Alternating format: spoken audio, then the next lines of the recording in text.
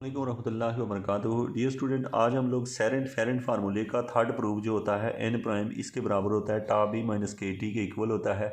इसको प्रूव कैसे करते हैं इसको देखते हैं। ये छोटा सा प्रूफ है, लेकिन इसके अंदर कौन कौन सी चीज़ों का पता हो तो हम ये प्रूफ बगैर रटालाइजेशन के आप अच्छे तरीके से आप इसे कर सकते हैं। तो यहाँ पर सबसे पहले जो दो तीन चीज़ें पता हो वो मैं आपको बता देता हूँ। नंबर एक, आपको बस ये पता हो कि जहाँ टेजेंट होता है नॉर्मल और बाइनॉर्मल तीनों आपस में परपेंडिकुलर होते हैं।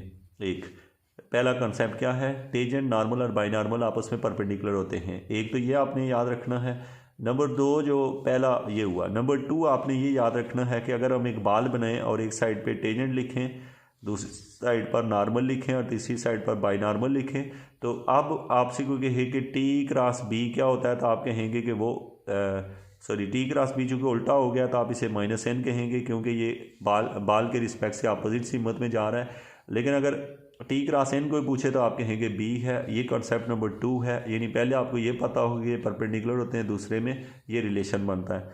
नंबर तीन पे ये आपको याद हो कि हमने पढ़ा हुआ है असल में ये टेजेंट नॉर्मल और बाइनॉर्मल में ये रिलेशन होता है कि तीनों एक दूसरे के ऊपर परपेंडिकुलर होते हैं। और ये फिज़िकल मीनिंग में आई का काम करता है, ये जे का, जिस तरह हम आप वेक्टर एनालिसिस में पढ़ते हैं, और के का काम करता है ये वाला। तो ये काम कर रहे होते हैं। और इसमें और जो ख़ास बात याद रखनी है हमने, ये तो मैंने क्रॉस प्रोडक्ट के लिहाज से बताई। अब जब हम आर प्राइम का डेरिवेटिव लेते हैं वो तो टी बना करता है। आर प्राइम का डेरिवेटिव टी इसलिए बनता है कि असल में इस तरह की एक कर्व होती है, कर्व के ऊपर यहाँ पे कोई आर होता है, आर के ऊपर जो ही परपेंडिकुलर है तो एक 90 डिग्री की लाइन बन जाती है, तो वो फिर इसलिए हम उसे टी कहते हैं।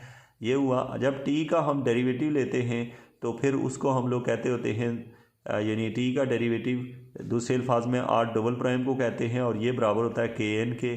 जबकि यहाँ पे के जो है वो कर्वेचर है और एन जो है नॉर्मल है। कर्वेचर एक कांस्टेंट क्वांटिटी है और नॉर्मल एक वेक्टर क्वांटिटी है।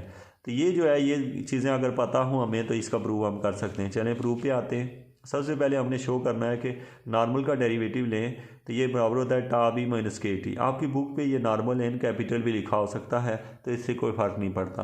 अब प्राइम का मतलब हमें पता है D N over D S को कहते हैं। एन का derivative with respect to arc length. अब आप क्या करेंगे, यहाँ एन की कीमत हमें पता है बी क्रॉस टी है, अभी मैंने बाल बना के आपको दिखाई थी, बी क्रॉस टी है। अब यहाँ पर स्टूडेंट एक और ये कॉन्सेप्ट मैंने आपको बताया नहीं, जब भी क्रॉस प्रोडक्ट का डेरिवेटिव लेते हैं तो तरतीब वही रखी जाती है जो पहले से हो। मतलब बी हमेशा पहले आना चाहिए, टी बाद में। ऐसा नहीं है कि कहीं कोई स्टूडेंट टी को पहले रख दे। मतलब जैसे मैंने पहले D B over D S लिखा और टी को रहने दिया, प्लस फिर बी को रहने दिया और D T over D S लिखा। कभी आप ये नहीं कर दीजिएगा कि टी शुरू में उठा लें, यानी डायरेक्शन के लिहाज से देखें बी टी, यहाँ पे भी बी टी है, यहाँ पे भी बी टी है। आपने इनको आगे पीछे नहीं कर सकते, क्योंकि क्रॉस प्रोडक्ट जो होता है वो आगे पीछे होने से नेगेटिव साइन दे देता है। इसलिए बस इस चीज़ का ख्याल करना पड़ता है कि जब डेरिवेटिव लेते हैं। ये बात बताने का मकसद जो है, जो स्टूडेंट मिस्टेक करते हैं वो मैं बता देता हूँ आपको। ये मिस्टेक आपसे भी हो सकती है, तो वो क्या मिस्टेक होती है। देखिए, मुझे कोई कहता है ए क्रॉस बी करो, तो मैं लिखता होता हूँ इसे, सपोज़ इसका डेरिवेटिव कोई कहे मुझे, सपोज़ एक्स के रिस्पेक्ट से लो, तो मैं इसे लिखूँगा first function derivative of second, फिर हम ऐसे लिखते होते थे प्लस सेकंड ऐसे ही, और derivative of D over D X of A. तो ये जो हमने किया ना, तो इसमें तो आगे पीछे करने से देखो ना, यहाँ ए बी है, यहाँ बी ए बन गया, तो कोई मसला नहीं है। लेकिन अगर यहाँ ये मसला है, क्योंकि मैंने क्रॉस प्रोडक्ट पीछे लिखा है तो ये गलत हो गया। तरतीब यही रहनी चाहिए दोनों की, यानी हम ऐसे लिख सकते हैं A D B over D X plus B नहीं लिख सकते यहाँ पे, फिर D A over D S X लिख लेंगे और बी को बाद में ही रखेंगे और क्रॉस प्रोडक्ट ही दोबारा डालेंगे। ये अक्सर स्टूडेंट मिस्टेक कर रहे होते हैं, इसलिए मैं आपको ये बता रहा हूँ कि ये हमने उसके ऊपर वो लगाया है, वही रूल है, लेकिन क्रॉस प्रोडक्ट का थोड़ा हमने ख्याल रखा। अब हमने पढ़ा हुआ है कि बी प्राइम, हमने जो कि सेरेंट फेरेंट के ये फार्मूला पढ़ा हुआ है दो, और एक ये होता है कि जो बी प्राइम होता है वो बराबर होता है टा एन के। बी प्राइम किसके बराबर होता है, माइनस टा एन के। ये यहाँ पुट किया, ठीक है, और ये भी हमें पता आना चाहिए, और साथ में T as it is, B as it is. और ये जो D T over D S है, ये टी प्राइम होता है, और टी प्राइम जो है वो के एन के बराबर होता है। यहाँ पे ये वाला मिस हुआ है, कोई पूछे बी प्राइम क्या होता है तो वो पहले ही आपको पता हो, पिछले लेक्चर में हमें प्रूव करके आए हैं। आपको तरतीब से प्रूफ देखने चाहिए सारे। तो बी प्राइम किसके बराबर होता है माइनस tan के, ये भी यूज़ हुआ है यहाँ पे। तो ये कीमतें जब आ गई, अब यहाँ पे हमें इस बात का पता है कि अब आप देखें यहाँ पे जो एन क्रॉस टा था, एन क्रॉस टा जो है मैंने वो बाल आपको बना के दिखाया है। यहाँ पर मैं फिर से दिखा भी देता हूँ आपको। ये मेरे पास है वो बाल है। अब इस बाल के ऊपर यहाँ पर मेरे पास एक वैल्यू है, एक यहाँ है और एक यहाँ है।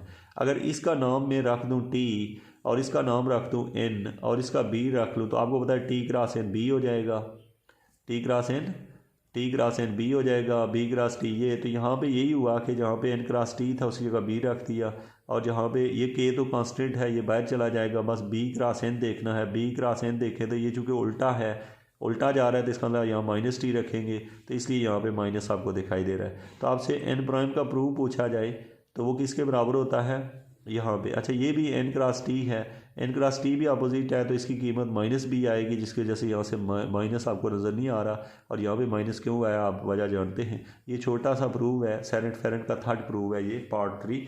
आपको पेपर में अगर खाली सेरेंट फेरेंट पूछा जाए तो आपको N prime, T prime, N prime, B prime तीनों निकालने पड़ते हैं। और याद रखेंगे ये इसी तरतीब से प्रूव है इनके। हमेशा पहले टी का प्रूव आया, तो फिर टी के प्रूव के बाद बी का प्रूव आया, बी के प्रूव के बाद एन का प्रूव आया। अगर आप ये पहले बी प्राइम नहीं जानते हो तो फिर आप एन प्राइम नहीं निकाल सकते।